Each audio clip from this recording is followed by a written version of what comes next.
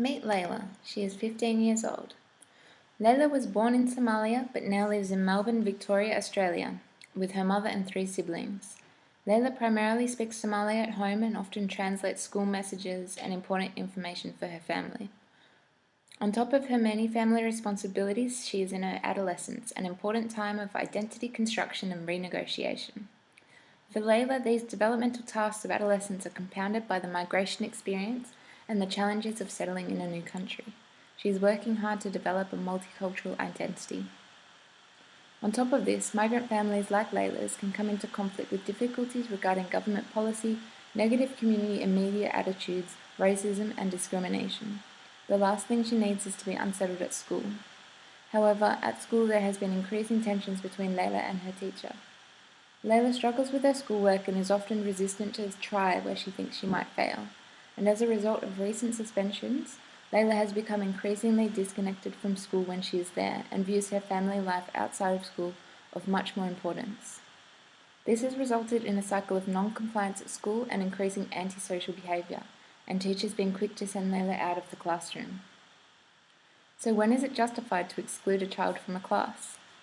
Despite recognition of education as a fundamental human right and the correlations between those who leave school and increased likelihood of social exclusion and reduced societal participation, many people are continued to be denied it through either being excluded from regular classroom settings or not being able to complete their education.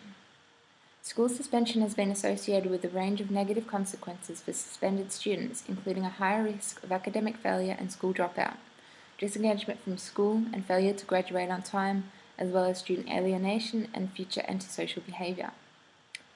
From a deficit understanding, Layla's actions can be interpreted as self-discipline issues, a lack of motivation, being disrespectful, or a disregard for the rules. Or perhaps she is diagnosed with a behavioural disorder or learning disability. These diagnoses locate the problem within this young person.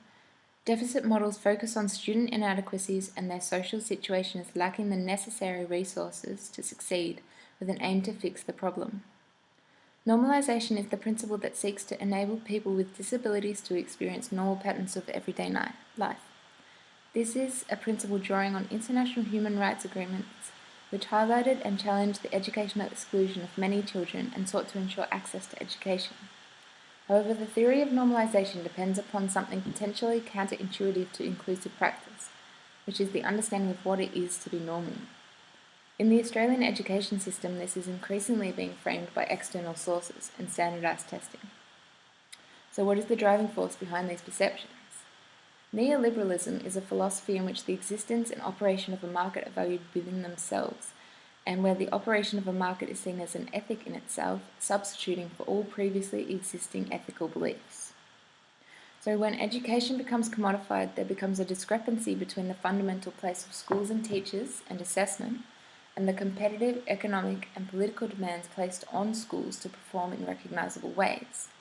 We can clearly see these effects in the self-promotion of schools and the use of NAPLAN results as a drawcard for prospective parents, and through school results being published on the My School website, making results born from standardised testing the number one reflection of a school's worth. On a larger scale, we see this in countries competing for their place in the PISA top 5, turning school quality into an international productivity competition. So how can we be aiming for inclusive education when the aim is so specific and uniform? An alternative is looking at the potential for changing systemic ideologies and schools to welcome more diversity. Brossio points out that education for democratic empowerment, socio-economic justice, respect for diversity and making it more possible to act caringly must be in correspondence with societies that are characterised by these ideals. So is what we're offering Layla really inclusive education? Essentially what we're saying to her is, you are welcome to attend, in fact you are urged to, we just need to diagnose and remedy those pesky abnormal behaviours you've been exhibiting first. At the community centre where I've been volunteering, I'm able to see the incredible benefits this has for Layla.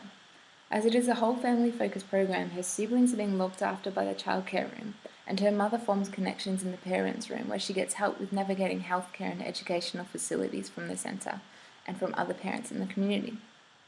During this program, Layla is getting help with her schoolwork in a non-discipline and test-focused educational setting. In order to create and implement effective policy for the management of school behaviour, both school and student factors need to be addressed. Rather than focusing on deficit ideologies that place the blame of exclusion or academic failure on the individual, we need to look at the potential for changing the systems in place that allow for these exclusions in the first place.